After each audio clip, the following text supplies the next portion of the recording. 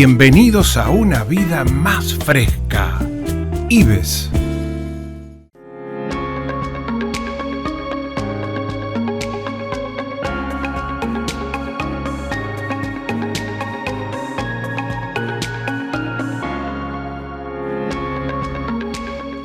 Bienvenidos a un nuevo capítulo de Ecosalud, este programa espacio multiplataforma del Eco Multimedios, donde hablamos de prevención en salud. Hoy nos acompaña el doctor Walter Ponce. Él es médico oncólogo, jefe del Servicio de Oncología del Hospital Ramón Santamarina y director médico del Centro Oncológico de Las Sierras. Gracias, Walter, por acompañarnos. ¿Cómo estás? Gracias a ustedes. Gracias, Carola, por esta invitación.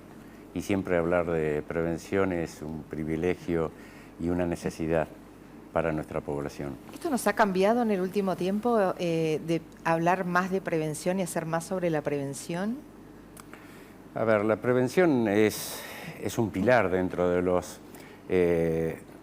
las políticas de salud que debe tener cada lugar, cada ciudad, cada país, ¿no es cierto? Lo que pasa es que todo lo que se hace en prevención no se ve hoy. Claro. Y lógicamente que esto depara años y no es un gasto hacer en prevención, sino una inversión, porque estamos cuidando no solo nuestra salud, sino nuestro medio ambiente y estamos cuidándonos fundamentalmente de patologías prevalentes. Claro. Y eso es trascendental, tomar medidas de ese tipo de políticas. Justamente en la Declaración Mundial del Cáncer, que se celebró en Ginebra hace 2 años, se tomaron medidas muy trascendentes en este tipo, porque, a ver, empezamos a hablar un poquito de lo que es el cáncer y la salud. Te iba a preguntar en principio, ¿qué es el cáncer y cómo podemos avanzar en prevención y una vez que hay un cuadro, ¿no?, que ya se ha determinado? El cáncer es una enfermedad de los genes, ¿sí? Pero también es la gran pregunta cuando decimos el cáncer viene de adentro o viene de afuera, ¿no es cierto? Y bueno, gran parte, si bien el 20% prevalecen nuestros genes, ¿sí?, también casi en el 70% de la probabilidad está en nuestro medio y en nuestro estilo de vida. Entonces nos hacemos las preguntas, a veces cuando doy las charlas, sí, me dicen, ¿el cáncer cómo es o qué es? Y bueno, el cáncer es una enfermedad que viene de adentro o de afuera. Bueno, gran parte también viene de afuera, porque las transformaciones genéticas, ¿no es cierto?, en esos genes, que posteriormente son los oncogenes, los que se transforman y posteriormente se convierten, cuando hay un defecto, en proto-oncogenes. Eso hace que haya un fallo genético, pero traducido ¿por qué? Por un efector, un vector, ¿sí? Y dentro de esos vectores está en el medio donde vivimos, ya sea las radiaciones, los plaguicidas, es decir, hay las distintas costumbres, sustancias, la alimentación, el exceso de peso. En cuanto a la alimentación, es decir, alimentación pobre, ¿no es cierto?, en fibras, en frutas, ¿no es cierto?, el tabaco, y también los agentes biológicos, los virus, principalmente el de la hepatitis B y el del papiloma humano, el papilomavirus. Sí, sí. Entonces se han tomado distintos tipos de medidas llevadas a cabo y firmadas por distintos países, ¿sí?, porque hay un hecho que es trascendente cuando uno ve cifras crudas, que también hay que saberlas y no tenerle miedo. Yo siempre digo que el cáncer es vencible, ¿sí?, pero depende también de condiciones sociales, de condiciones políticas, de condiciones de Estado, ¿sí?, porque si no se toman las políticas, difícilmente lleguemos a hacer todas esas conductas que se deben llevar en prevención y en promulgación de la salud. También de los grandes avances tecnológicos que hoy tenemos, vale decir, el cáncer es una enfermedad que viene con una tendencia exponencial en crecimiento. ¿Eso pasa en determinados lugares, pasa en todo el mundo? Si lo focalizamos en Argentina, digo, ¿cómo estamos? A ello iba. El 70% lamentablemente de las muertes por cáncer suceden en los países en subdesarrollo, ¿sí? Mientras que 1/3 en los países desarrollados. Entonces es muy significativa la diferencia. Pero eso va en lo que hacía referencia Carola, fundamentalmente en las políticas de salud que se van tomando o que se deben tomar. Y en esa convención mundial justamente se elaboró un acta para el compromiso de todos los países sobre llevar adelante distintas medidas de prevención, ¿no es cierto? Como combatir el hábito del tabaquismo, sí, ¿no es cierto? La obesidad, los cambios culturales, ¿sí? Y así sucesivamente. El hecho es que se sobrelleven adelante. Esto que estás haciendo vos con este tipo de programas, ¿no es cierto?, es divulgación y prevención, ¿no es cierto? Y eso sí es prevalencia que debe hacer el Estado, no el privado, fundamentalmente. Si bien los privados lo hacemos, ¿no es cierto?, pero el Estado es el que tiene que promulgar e incentivar a este tipo de medidas. Concientizar. Lo que hacemos es concientizar básicamente, ¿verdad? Porque entonces, por lo que decís, entonces hay una predisposición, pero también la cuestión de afuera hace que se produzcan también casos. Si nosotros se mejora ese afuera, los datos van a mejorar, las estadísticas van a mejorar. Sin duda. Eso sería lo que es la prevención primaria, ¿no es cierto? Mejorar nuestro estilo de vida y tomar las medidas de conductas. Después sí están todas las medidas de controles que tenemos que hacernos todos, porque también tenemos obligaciones individuales, no todo lo tenemos que esperar del Estado.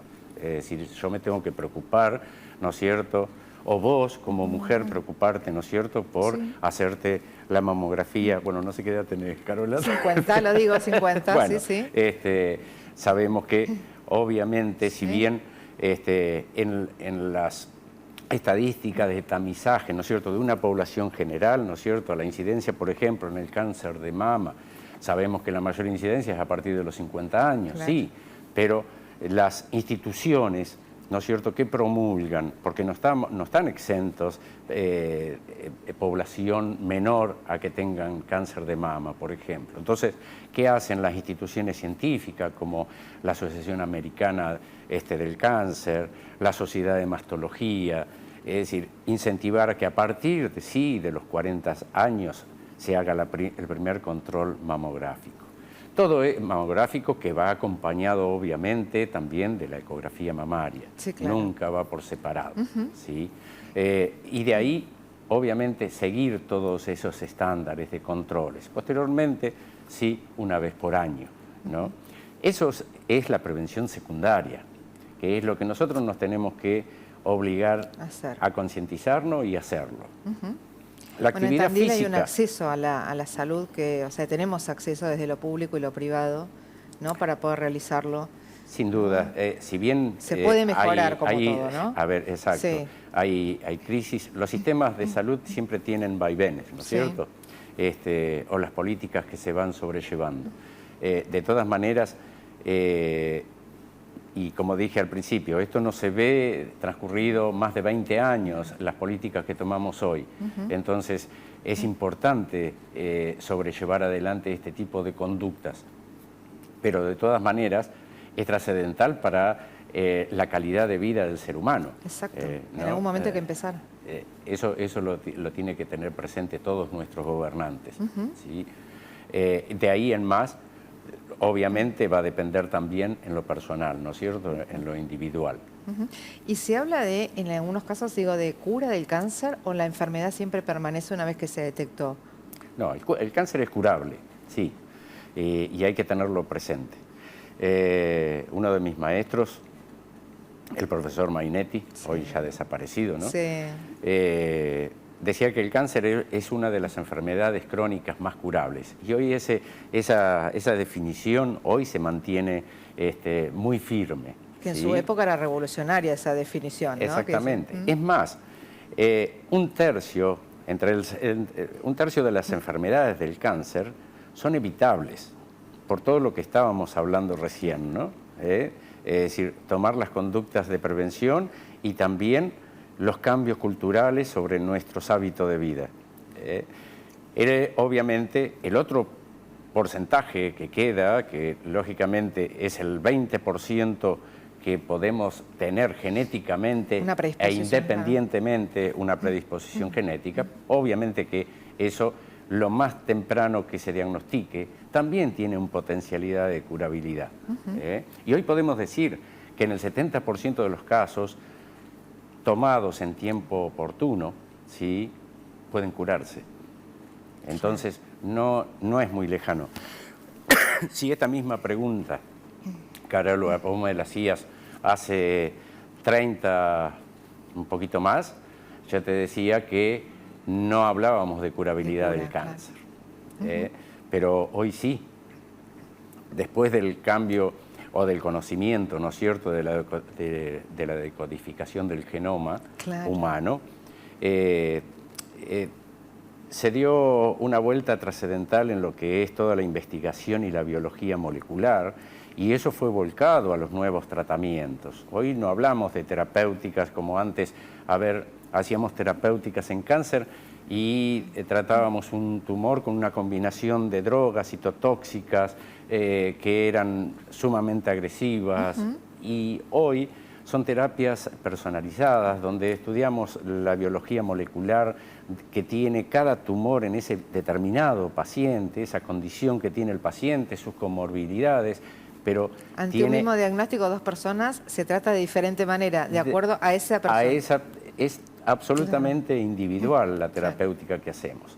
Y eso es un avance trascendental porque ha revolucionado la ciencia. Afortunadamente, sabemos que a principios de este año del año pasado se completó la decodificación completa del genoma, ¿no es cierto? Entonces eso ha hecho que hoy, no solamente en cáncer, en múltiples enfermedades, ¿no es cierto?, neurológicas, enfermedades psiquiátricas. Uno se puede anticipar, ¿no?, tener esas herramientas. Se tratan de una manera absolutamente diferente e individualizada. Claro. Walter, ¿y todavía está ese prejuicio a nombrar la palabra cáncer? Los mitos. Sí. ¿No? ¿Siguen existiendo? Sí, todavía existe la enfermedad de la mala palabra. Sí. ¿No? Eso es bien cultural. Sí. Es lo mismo que cuando se ve caminar una persona sin cabello, ¿no es cierto?, por alopecia, porque está haciendo un tratamiento. En otros países pues las ves libremente caminando por cualquier lado y nadie le va a preguntar si está haciendo, si tiene cáncer, no tiene cáncer, qué tratamiento está haciendo. Acá todavía hay esos prejuicios, ¿no es cierto?, que lamentablemente, bueno, los iremos aprendiendo y la sociedad también acostumbrando a esas situaciones. Si bien ha cambiado notablemente en el transcurso de los años, ¿no? Pero aún entiendo que si uno asume, ¿no?, la palabra, si tiene a una persona cercana o a uno mismo, lo asumís de otra manera o lo vivís de otra manera. La actitud, ¿no? Ahí entra en juego, ¿no es cierto?, un rol psicológico, ¿no es cierto?, en el cual uno trata de incentivar a la actitud positiva del paciente, ¿no es cierto? Para ello, obviamente, que se necesita hablar mucho. Un paciente con cáncer requiere mucho tiempo, requiere explicarle y requiere que orientarlo, ¿no es cierto?, de qué manera poder comportarse, cómo tomar su enfermedad. Muchas veces, por eso mismo, tenemos que hablarle muy claro, simple al paciente, y sin duda el abordaje del paciente oncológico no es individualista, sino se hace en un equipo interdisciplinario. A ver, el oncólogo es, y redundo, ¿no es cierto?, en el profesor Mainetti, porque él decía que el oncólogo era como el director de orquesta, ¿verdad?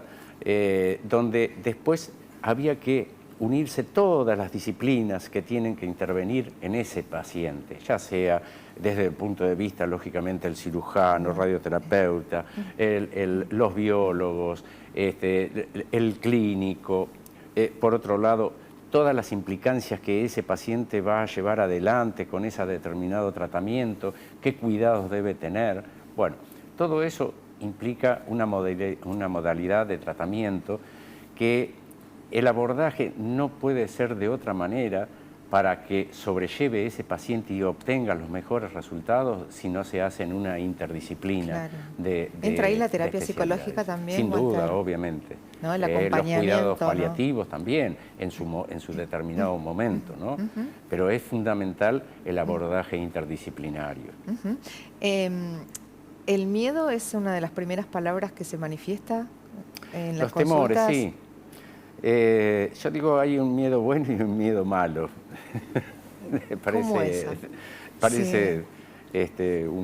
una como el discordancia, estrés, un poquito de estrés, ¿no? Está bien, si nos pasamos de estrés, ¿no? Ahí estamos a ver, vos cuando salís adelante de las cámaras, ¿no es cierto? A pesar de que tengas tu hábito ya de salir en la televisión, siempre tenés un cierto... Un segundo antes, tenés todos los un días. poquitito de nerviosismo. Sí. Y eso es bueno. El día que no me pase lo tengo que dejar porque de hacer. si no, perdemos la pasión. Exacto. ¿No es cierto? Y a eso le llamo miedo bueno. Sí, sí. No el miedo que te obnubila, en el cual no te deja actuar y muchas veces te confunde. En la enfermedad esto es muy significativo, ¿sí? Porque muchas veces no te deja tomar decisiones firmes sobre tu cuidado que tenés que hacer. Muchas veces temores, a ver, la gente me dice, yo no quiero hacer quimioterapia, doctor, o no quiero hacer tal o cual tratamiento, porque tengo miedo a esto, tengo miedo al otro, no quiero tener una mala calidad de vida. Pero si todo eso se explica adecuadamente y se le dice el potencial de curabilidad que puede tener y que prevalece la vida, entonces el hecho es que hay que detenerse, dedicarle tiempo, ¿no es cierto? Y no salir a los 10 minutos corriendo del consultorio, sino que lleva tiempo detenerse en eso, porque ese paciente o a ese paciente le estamos salvando la vida. Claro. Entonces, los miedos existen, pero hay que hacer cambiar, ¿no es cierto?, el concepto del miedo, ¿no es cierto?, con el potencial, ¿no es cierto?, de buena calidad de vida que puede tener ese paciente en el futuro. Walter, ¿qué te pasa cuando firmás un alta a un paciente? ¿Qué te pasa a vos desde lo personal? A ver, la medicina, a mí no me gusta hablar de mí, ¿no? Pero en lo particular, para mí es una pasión. Cuando cualquiera, ¿no es cierto?, que hace una determinada actividad, hay condiciones que las llevamos dentro nuestro, ¿no es cierto? La medicina es una vocación y de hecho, cuando tenemos que darle, como decís, un alta a un paciente, sin duda la emoción es lo primero que sentimos dentro nuestro. Es algo un poco inexplicable porque cada uno lo puede expresar de distintas maneras, ¿no? Expresar interiormente, sí, claro, me refiero. Pero es tan importante y la emoción y hasta las lágrimas, ¿no es cierto?, de saber estoy curando a un paciente, a una persona que vino con un problema. Los encontramos, esas emociones a su vez pueden ser de distintas dimensiones, sí, ¿no es cierto?, porque vemos enfermedades avanzadas y curamos a ese paciente, ¿sí? Y eso es maravilloso. La medicina se hace con vocación, con pasión y con amor, si no, no se puede hacer. Y la recomendación, Walter, es acercarse a los controles, hacerse, que es una manera de prevenir, ¿no?, futuros cuadros. Siempre, cualquier persona, toda persona que tenga su médico de confianza, obviamente debe preguntarle a su médico, ¿no es cierto?, ¿qué me debo hacer, doctor? Además de lo que usted me está controlando, ¿debo hacerme algún otro control? Eso es preocuparse por uno mismo. Y el acceso, como decías, ¿estamos de tiempo bien? Sí, estamos ahí, tenemos todavía un minuto, tenemos un minuto. Porque si me dejas hablar, hablamos. Da mucho. El hecho es que cada vez que uno va al médico, ¿no es cierto?, se sienta con la libertad. Obviamente, la relación médico-paciente es lo principal, ¿no es cierto?, para poder entablar una buena relación y a su vez la confianza. Yo siempre le digo a los pacientes, primero tengan confianza en ustedes mismos, ¿sí?, porque si no tienen confianza en ustedes y no creen lo que vamos a hacer, obviamente ya estamos con una diferencia. Nosotros podemos poner toda la ciencia, ¿no es cierto?, pero el paciente debe poner también su convicción de querer curarse y querer mejorar su estado de salud. Entonces, eso es trascendental, poder llegar a esa instancia. Pero eso se logra conociendo al paciente. Yo te tengo que conocer a vos, cómo pensás, de qué manera vivís, cómo es tu condición de vida en tu casa, cómo es tu condición de vida social. Y todo eso implica en el conocimiento y también en la terapéutica para abordar ese tratamiento y ofrecerle lo mejor al paciente. Nos quedamos con eso. Walter, muchísimas gracias. No, gracias a vos, Carola, y te felicito por gracias. todo este programa y esta divulgación que estás haciendo en salud. Muchas gracias. Felicidades. El doctor Walter Ponce, médico oncólogo, él es el jefe de servicio de oncología del Hospital Municipal Ramón Santa Marina y también director médico del Centro Oncológico de las Sierras. Nos encontramos en el próximo capítulo de Ecosalud. Bienvenidos a una vida más fresca. IBES.